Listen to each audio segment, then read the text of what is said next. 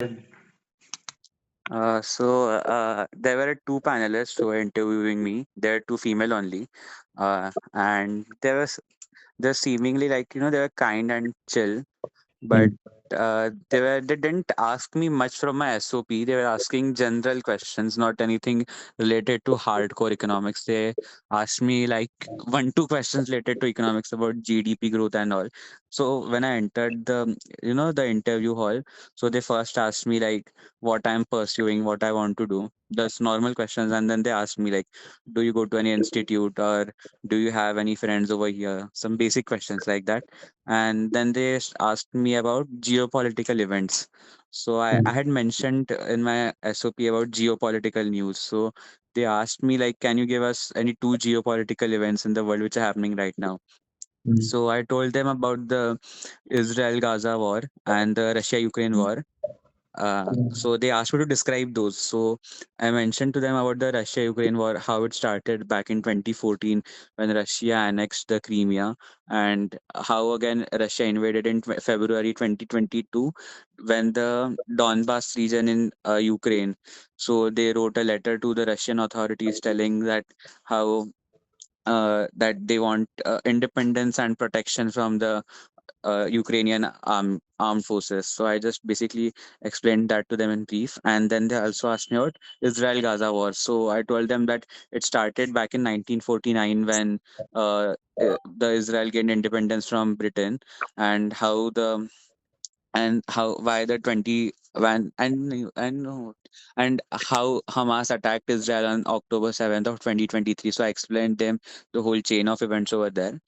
And then they asked me that what is the exact reason of the Israel Gaza war. So I told them that it's basically the legitimacy of the country. Israel thinks that the West Bank and Gaza is entirely part of them, whereas the Palestinian authorities, they tell that Israel is a illegitimate state. So this was the starting part, and then they asked me about more about India. So they were like, "Can you give us some current affairs which are happening in India to geopolitical events?" So I told them about the India EU FTA. Then I also told them about the yesterday's Prime Minister Modi's call with Donald Trump. Then they asked me, why do you think that who called and why do you think they called? So I told them that I think it was Donald Trump who called Narendra Modi, and he called because mainly because what I think is that India recently signed FTA with EU. So uh, Trump might be insecure about India's interests diverting away from USA towards EU. So that's why he might have called Prime Minister Modi. So I just told him basically that. And then they asked me about any World Bank articles which I have read and all. So I told them that I don't remember about reading any particular article. No, so the question was, do you have you read any World Bank blog which has stayed with you? So I told them that I don't remember of any blog staying with me, but what I have read recently is that there was an article about how India's GDP is supposed to grow at a rate of 7.3%, and which is one of the fastest growing economies in the world. And yesterday only I had read an article which stated that India contributes 17% to the real GDP growth of the world, only behind China and almost twice as USA. So I told them that, and then they started to question me about the GDP of the country. So they asked me that, don't you think that in India rich are getting richer, poor are getting poorer? Then they asked me about the inequality between the people, income disparity. What is the government trying to do? So I mentioned to them about the schemes in the budget, such as like how 10,000 crore rupees were allocated to MSMEs. Then how India is supporting orange economy. Then how we are three kartavyas. Then I also told them about uh, two, three employment schemes of the government. So how it will benefit people to get jobs. And once they get job, there'll be more demand and there will be money supply in the economy. So what I think was they're continuously pressing me on telling that India's GDP growth is so basically, what they were asking me is that, uh, don't you think that India is as a country is growing, but its people are not growing? So I told them that we can see that India is focusing more on macroeconomical growth for long-term safety and risk proofing its economy. So on that on, we had a few arguments over there. Not arguments exactly. They asked me some questions on that. And then they asked me a hypothetical question, which was like, uh, there are many narrow roads in Mumbai because illegal shops are constructed.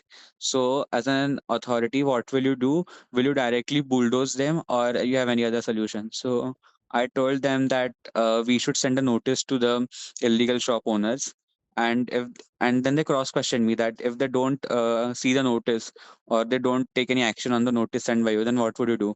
So at first I was like, we can bulldoze them, but then they had told me to give a constructive solution. So I told them that I explained them the reason of why there are illegal shops. I told that if they want legal shops, there has to be certain fee or rent which they have to pay to the government or to the landlord, which they cannot afford or which is high for them to pay.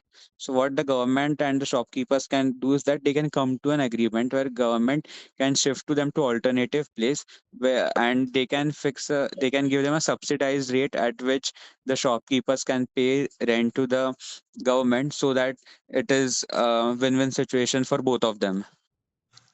So a few questions on that, and then they asked me about why I am Bangalore and why particularly this course. So I explained to them, like as we had discussed in the class, so the peers, then the campus and the legacy, and I also mentioned a few subjects in the course, and I talked about how it will help me to build a strong foundation for econometrics. And I mentioned a few subjects in their course. Then they cross questioned me like there's a minors in data science as well. So what are your thoughts on that? So I told them, as of now, I haven't studied anything related to programming, but I'm very much interested and eager to learn about it in the course. So I mentioned a subject which they have in the semester one, which is related to AI. So I told them that the subject will help me to be updated with the new updates in the technology, and it will overall help me as an economist when I have lots of data, so I can make the use of AI and all. And only in the GDP question, I think I messed up two times where I they asked me how do we calculate GDP and what are the elements which are included in the GDP. So I told them that we had net factor income from abroad, which I think we don't add in that. And yes, and the last they asked me one question was like, tell us any one learn thing which you have learned in the past year. So I told them that I've been more spiritually inclined and how it has helped me become a calm, composed person. And it has helped me to increase my attention span, which is very rare nowadays, which is very short. And basically all that only. And then it was like, we can go now. Basic that much only. What were you wearing for the interview? I was wearing, sir, formals. I was wearing a suit, a blazer, and trousers and shirt. And you took your file with you and they saw it? Uh, no, they didn't see anyone's file, sir. I took my file with me, but they Hmm. didn't see anyone's file. Acha, And and they didn't ask me for my how many, introduction also. that's okay. How many candidates were there? There are 9 candidates, sir. I was the fifth one to be interviewed. And how long was your interview? It was around 15-20 minutes. Yeah, that's standard. So, and were you nervous before the interview? I was nervous, but when I reached the place, so like I was just normally chilling with the other people over there. We were discussing on how was the entrance and our extracurriculars, and also it helped me to calm down a bit. No, before you entered the room, were you nervous? No, not really. I wasn't nervous. Okay. And what was the non-verbal cues that you got from the interviewers? Were they interested in your profile? What did you feel? So there were two interviewers, I told you. So the first one, the that lady, I think she was interested. She was like listening to what I was speaking and all. The other one, I think she was just going through my SOP on her laptop. She was just scrolling through that. I expected them to ask me more questions from my SOP, like badminton and MUNs, which they didn't. So I was surprised a bit over there. But otherwise, they're like, fair enough and all. And what was the profile of the other candidates who were there?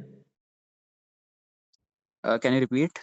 What was the kind of profile of the other candidates who went for interview? But they were equally good, sir. So they also told that so like the major difference which I noticed was they asked them more SOP centric questions, and for me they asked me only one thing which was in my SOP, which was geopolitical news.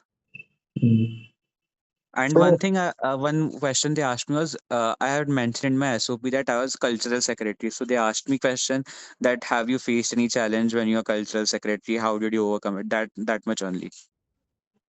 so I think 80 to 90% questions we had done in the interviews, right? Yes, yes, yes. Mm. Let's I hope for the just best. हाँ uh, हाँ बोलो. yes, what I think is that वो जो interview था ना वो लोग का तो लाइक रिएक्शन थोड़ा ऐसा था ऐसा तो वो डर है बस थोड़ा सा. नहीं वो ठीक है वो they get bored also ना after 4 5 interviews they start get interest starts declining. Hmm. That's okay And but if what I'm it scared is that I wasn't able to answer one question. So a GDP के ऊपर से they asked me. hmm, So I told them that I don't have a fair idea about it, but I'll try to answer with hmm, the knowledge I have. And then I hmm. answered whatever I knew, and they're like, fair enough. Yeah but we had discussed calculation of GDP I think. Yes, yes, we had discussed. So I just messed up. I told them that we had net factor income from abroad. So Hmm. then I realized it later. Then I told them that we don't add that. Hmm. And then they're like, okay. ठीक है चलो Hmm. let's hope for the best now concentrate on your boards and CUET and IP mat हाँ. Yes, sir. Yes, sir. Hmm. चलो ठीक है we'll Okay. be in touch Yes, and sir. as soon as you get to know anything just inform me. Yes, sir. Surely, sir. चलो okay all the best God Okay. bless you. Thank you, sir.